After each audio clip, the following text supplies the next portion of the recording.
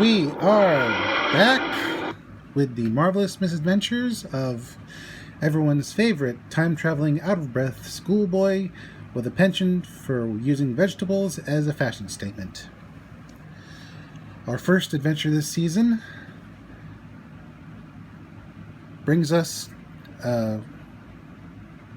back to Gallifrey because something is trying to take over the Doctor, and it's from the antimatter universe. A dark entity that hasn't been seen in a long time. Unfortunately, the Time Lords believe that since this entity is trying to take over the Doctor, that he needs to be destroyed in order to protect the universe. But something or someone is collaborating with this dark entity, and everything points to the Castellan, Time Lord that has rubbed the Doctor the wrong way in the past. They think he's responsible for colluding with this thing. But they're wrong. In reality, it's a Time Lord that the Doctor is considered a friend. A guy named Hedith. Anyway, he's played by Michael Goth from the Batman movies. And he's working with none other than Omega. Yes, Omega is back. He's trying to get back into our universe from the antimatter universe. And he doesn't care who he hurts. And he's got an even more ridiculous face mask. Ultimately, he does manage to get partway into our reality and take the Doctor's form partially. But, unfortunately, he's not stable. And it's up to the Doctor, Nyssa, and Tegan, who unfortunately got fired from her stewardess job, and who ends up getting held hostage by Omega, to stop him. In the end, Omega realizes that his body is breaking down, and once it does, it'll release a massive charge of antimatter which will blow up the Earth. And he doesn't care. He doesn't even care that his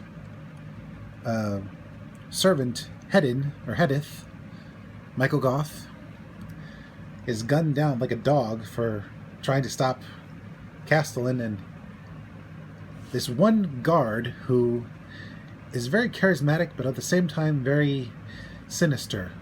He's some guy played by Colin something or other. Anyway, Colin something or other kills Hedin, Michael Goth, and still fails to stop Omega.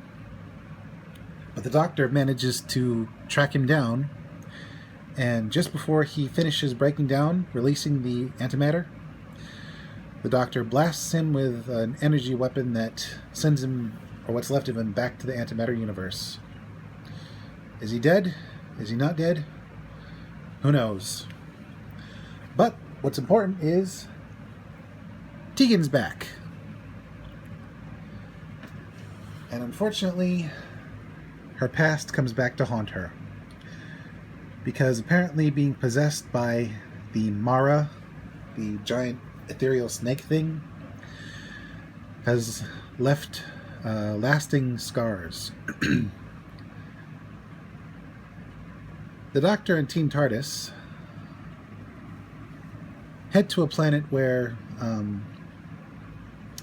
a civilization once thrived, but then was wiped out and replaced with members of the Earth Federation. At least I think it was the Earth Federation, or it could be some other federation, I don't know. Anyway, they're a little less advanced, but they do have one defining moment. Apparently their society defeated the Mara once and for all. I guess it tried to come back and was soundly beaten. Unfortunately, it wasn't fully killed, as true evil never really does die. You can burn it, bury it, pray it never comes back, but it always does after resting a while. That's why you got to be constantly vigilant. Anyway, it uses Tegan's dreams to make manifest. And for a while, the Doctor even has to cut off Tegan's ability to dream, which kind of puts her into a trance. But it also allows for the Mara to gain control once the dream device is removed by some fake soothsayer who thinks she's doing Tegan a favor. Ultimately, it also takes over Carnival Barker and the son of the head of the planet, and ultimately uses a crystal that was taken from it, that was artificially created in zero gravity by the original inhabitants, to regenerate itself, because that's where it originally came from. These beings were so powerful they were able to develop a way to turn thought into reality, and the Mara was a side effect. And it destroyed that society before others were able to rise up to destroy it, or at least to try to destroy it. Luckily, this time, when it was making manifest, the Doctor and Nyssa were able to, with the help of a guru who was researching this creature years ago and went into seclusion, were able to focus their minds to defeat the creature once and for all, because while it was manifesting itself, it was vulnerable.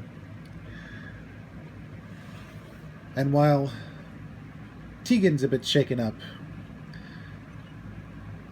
the locals are all forgive and forget, and they're finally free to choose to keep the crystal for its intrinsic value or destroy it once for all to keep the Mara from ever coming back. Will they make the right choice? Who knows? But Tegan's earned a bit of a rest. So on to the next world. Unfortunately, the Black Guardian has reared his ugly head. It's been a long time since the Key to Time incident, a full regeneration actually, and this time the Black Guardian has decided to enlist help. He goes to a school where none other than the retired from unit Brigadier Lethbridge Stewart is teaching math, and contacts a young man named Turlo, who, as it turns out, is not from Earth,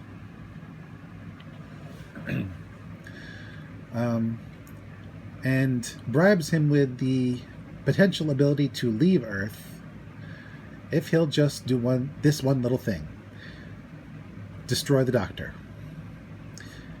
And ultimately, he forcibly takes control of the boy, which is very unnerving.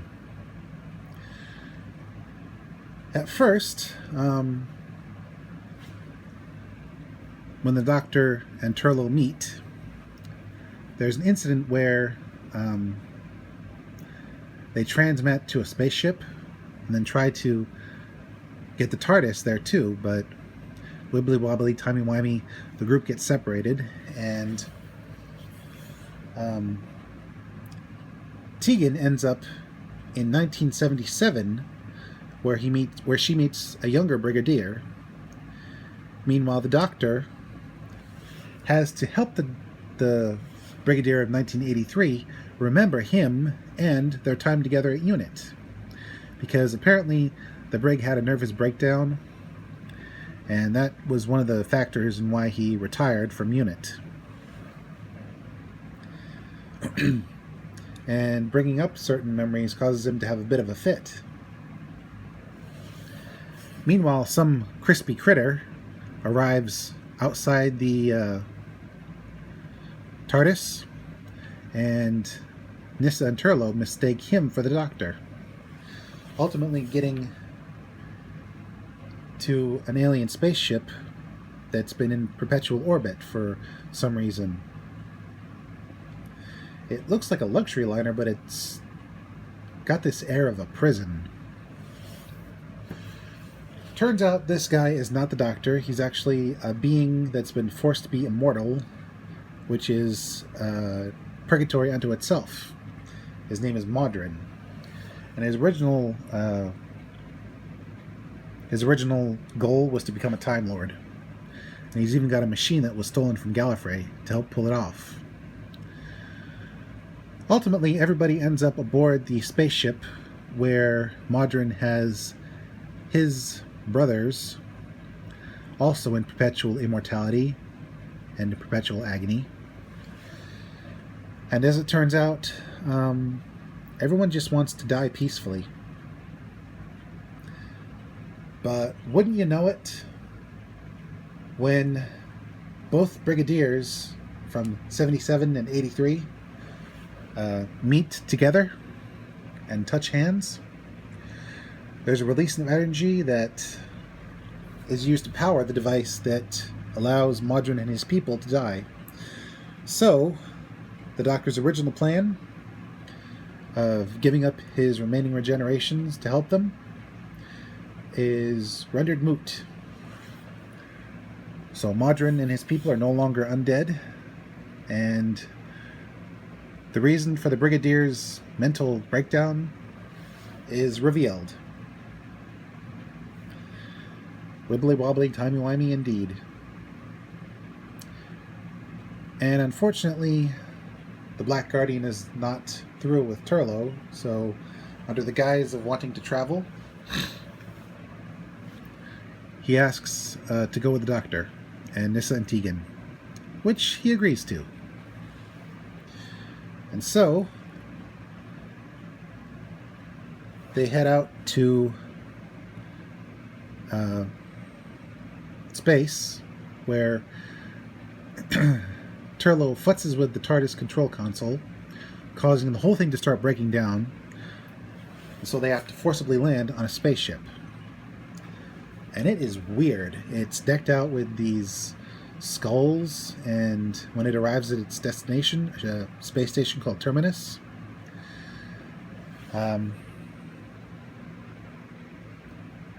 it's revealed that it's populated by people suffering from Lazarus disease, which I think is named after the biblical Lazarus. It's a new type of leprosy.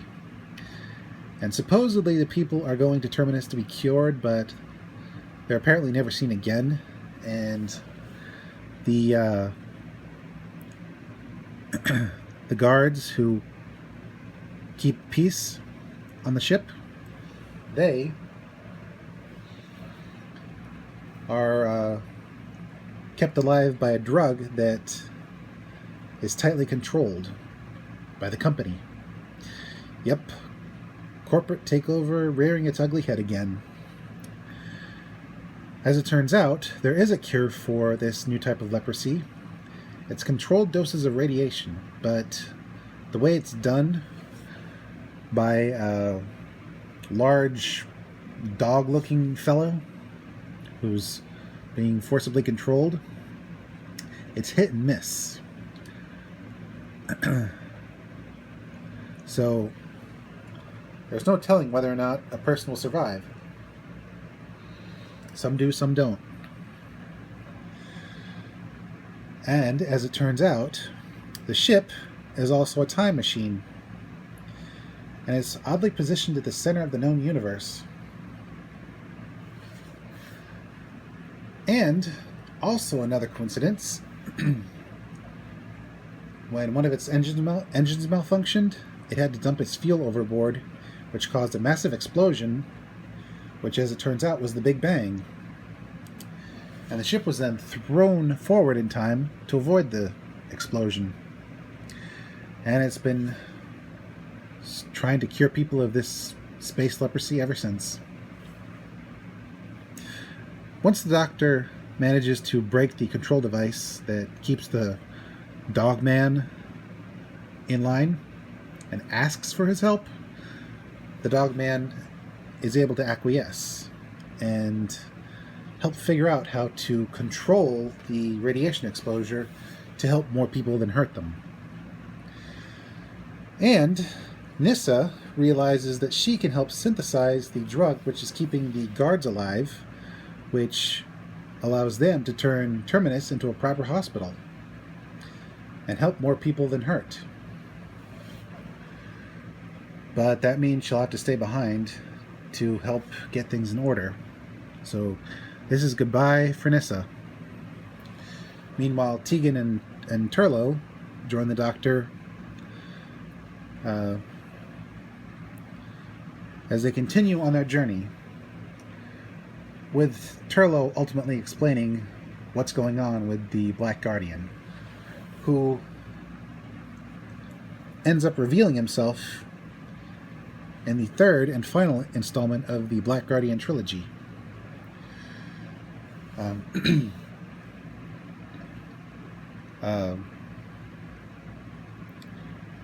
There's a power drain on the TARDIS, which is caused by the White Guardian, the true White Guardian, trying to warn the Doctor, and that's when the Black Guardian exposes himself. And so, in order to help give the White Guardian the power he needs to talk, they land, but not on a planet, on a ship. An Edwardian-era racing schooner. But it's weird. While the enlisted men are normal-ish, the officers seem strange, zombie-like, kind of creepy. As it turns out, the officers are actually beings out of time and space called Eternals, who themselves are devoid of mental substance and who feed off the energies of humans, whom they manipulate with these space boat races. Yep, they're actually in space. On various ships from across time, from the Edwardian era to Greek rowing ships to pirate ships and everything in between. And the humans are none the wiser, given specially dosed rum and other drinks to help them be a little more passive. And the captain of this one pirate ship that's been in the race for a while has figured out a way to tap the energy of the Black Guardian and focus it in these blood rubies that are snuck aboard each ship in order to blow them up. Because the prize at the end of this race is some form of power called true enlightenment. And ultimately, the pirate lady, the lady pirate and one of her diverse crew are defeated by the Doctor and Turlo. And it's the Doctor and Turlo who win the race. And when the Black and White Guardians offer them the reward, the Doctor flat out refuses it because no one is ready for this kind of power. And Turlo, while tempted for a moment, ultimately throws the embodiment of the Enlightenment to the Black Guardian, which is bad for him because the Enlightenment embodiment is pure light, which is bad for him. It doesn't kill him because the White Guardian is still there, and as long as he exists, so does the Black Guardian. So there's going to be another confrontation later down the line, I think. Meanwhile, the White Guardian sends the Eternals back to their dimension, which is good because the first mate of the schooner was getting really, really creepy with Tegan, and she was not having it. She didn't like her mind being invaded by this guy, or a thing that looked like a guy. And finally, the the Black Guardian's hold over Turlo has been released.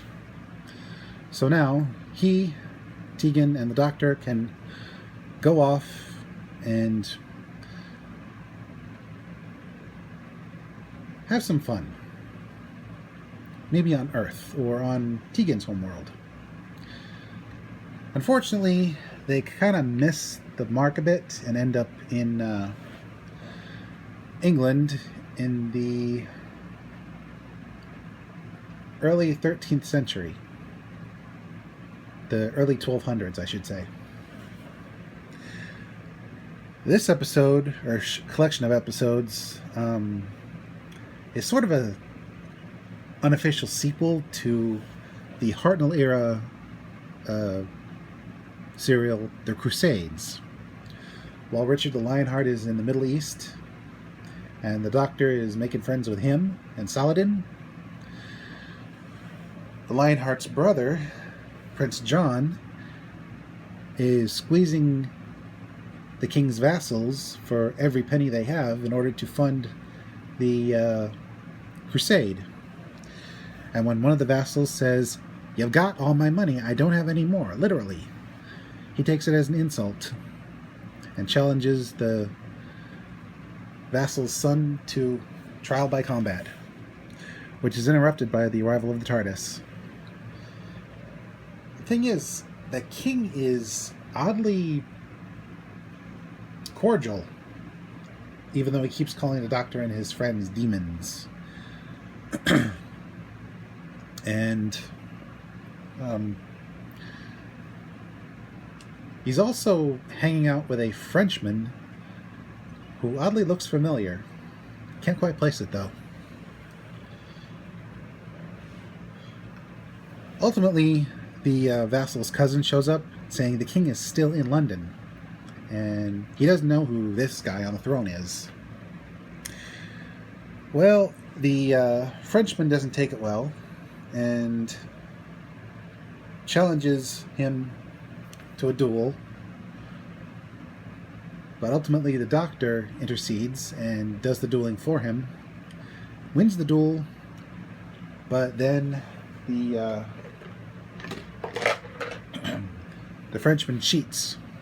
He pulls out a tissue compression eliminator. Yep, it's actually the Master. He escaped the planet from his previous encounter with the Doctor with the help of a robot named Chameleon, who can change his shape and has a will of his own, but can be dominated by others, so to speak. And he is, in fact, an imposter king who wants the people to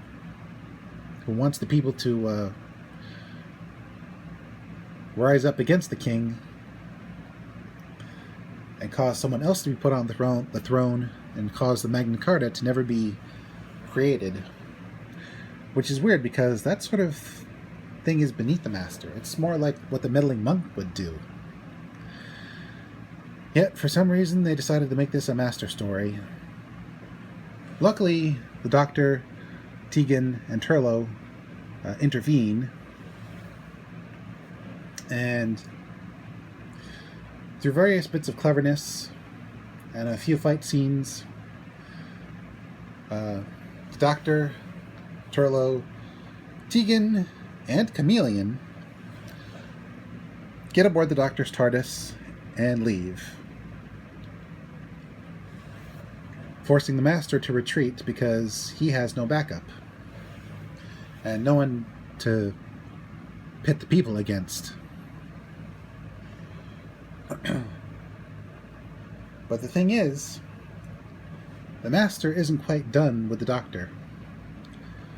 So, when Team TARDIS gets fed up with all this craziness and decides to go to a place called the Eye of Orion, which looks suspiciously like the British countryside. Actually, I'm going to have to pause right there, because before I tell you about the last serial, I'm going to have to tell you about the aborted K9 series called K9 and Company. It seems at some point the Doctor built a third K9 unit and gave him to Sarah Jane Smith, who was visiting her aunt in her quaint little village, and who was also visited by her nephew, who specializes in farm science, but the locals are more rural and prefer old methods of work in the fields. Unfortunately, there's also a cult that practices what they believe to be witchcraft, but really it's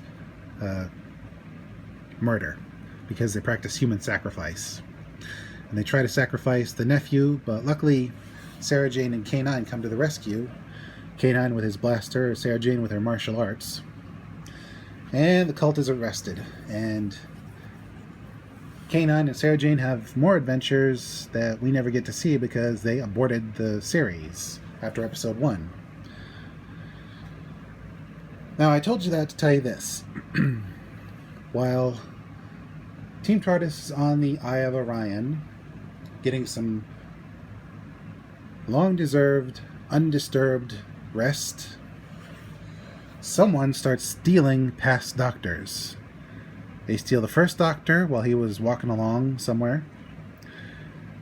They steal the second Doctor and Brigadier while they were at a reunion at Unit. They steal the third Doctor while he's driving Bessie down the road. And they try to steal the fourth Doctor, but he gets stuck in the vortex. Which is a shame, because he's supposed to help Romana 2 deal with the incident at Shada. Yep, this is the episode where stock footage from Shada gets used. Eventually,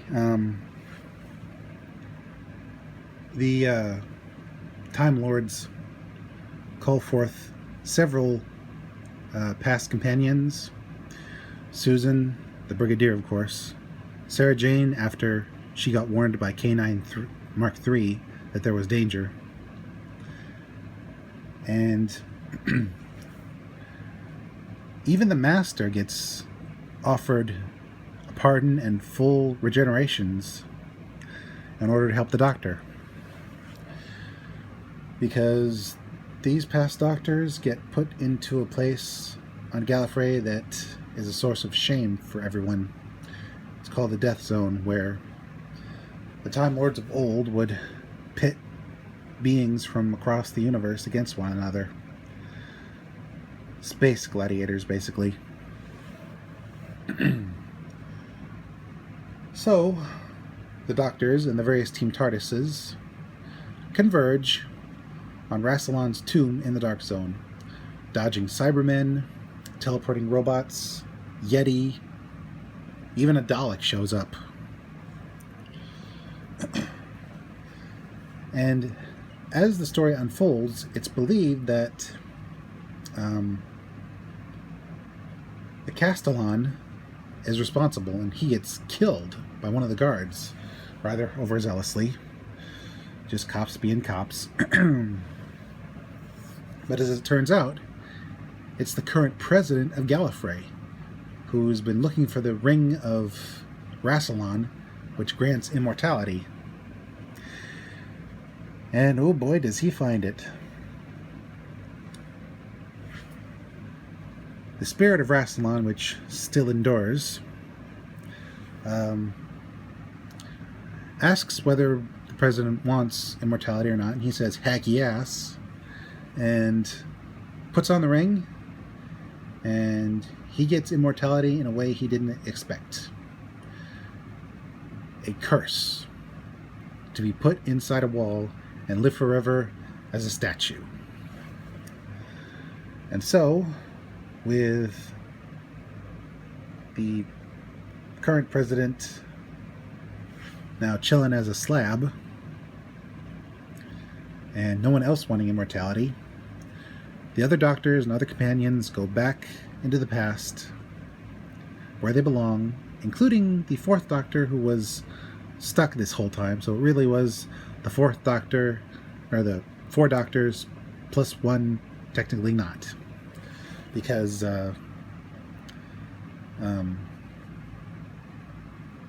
Tom Baker decided he didn't want to be the Doctor for this adventure, which is a shame.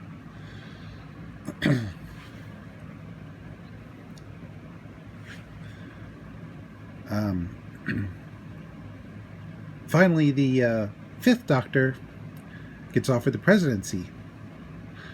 Only he says he's going to travel to the capital in his TARDIS, and until he gets there, one of the other members of the council, a lady, is temporarily in charge.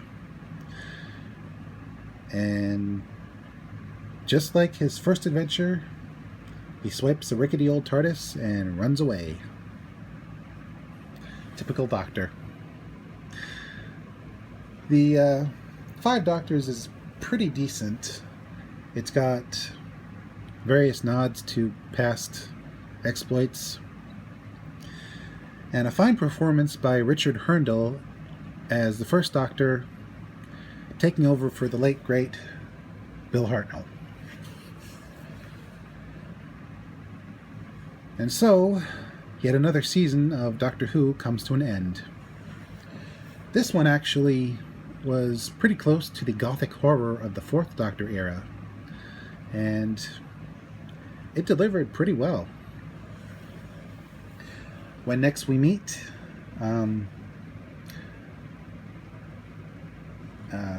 Tegan and Turlough ultimately leave, and we enter into the last era of Doctor Who before things start going south. Until then, this is Mr. J signing out and reminding you, you can always rely on your past selves for help, even if they can be a bit bothersome.